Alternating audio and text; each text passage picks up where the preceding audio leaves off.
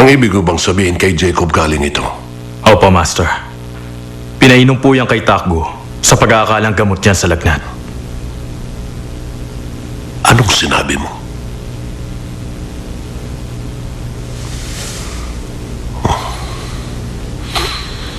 Pwede niyo ba sabihin kung ano po yan, Master? Ito isang halamang lason ang tawag ay Siol Bingcho. Nagagawa nitong alisin ang panlasa at pangamoy ng makainom nito. Kung ganito karami ang nainom niya, malaking problema nga ito. Baka matagal na panahon hindi siya makagagawa ng tinapay. Pero Master, hindi ba dapat itigil muna ang kompetisyon? Sabihin mo sa akin, batay sa alam mo, sino pa bukod sa iyo ang nakakaalam tungkol dito? Sa ngayon, ako lang po ang may alam.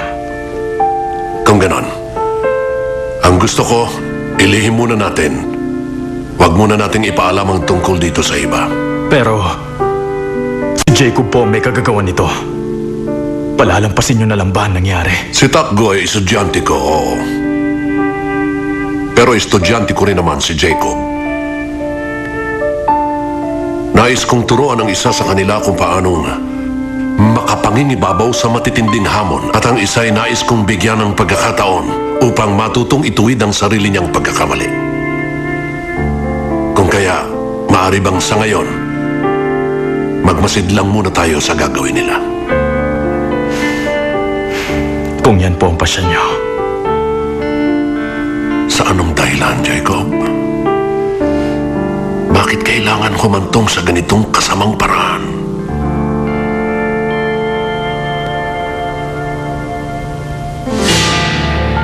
Ano nangyari sa inutos ko sa'yo?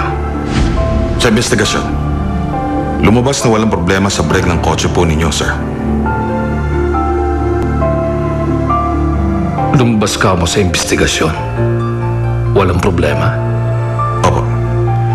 Kapwa yung insurance company po, pati na ang mga pulis, ay nagsabing malamang sa pagdadrive nyo may problema. Ako ang dahilan na aksidente. Ganun ba? Opo. Ganun nga po.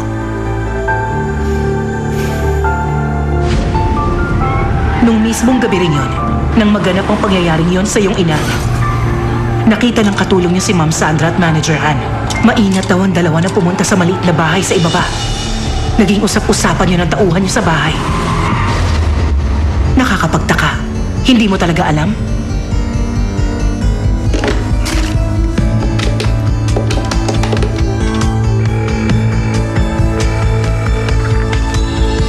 Conrad Guito. Pwede ba tayo mag-usap?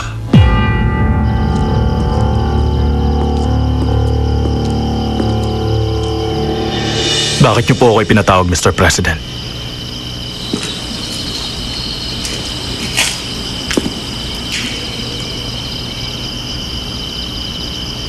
Elias, meron akong malaking pabor na gustong hingin. Maaari bang hingin ko ang tulong mo sa huling pagkakataon?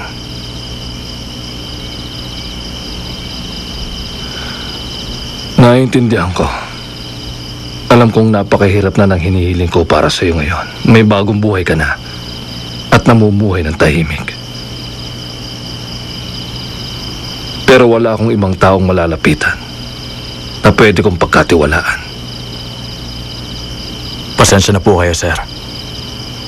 Kontento na po ako sa aking simpleng buhay. Kinalimutan ko na ang pagkahumaling sa pera. Ayoko namang himasok sa buhay ng iba, Mr. President. Para kay Takgo ang hinihingi kong tulong. Hindi para sa akin to, Elias, kundi kay Takgo. Sana maaari mo pang mapagbigyan ang aking hinihiling.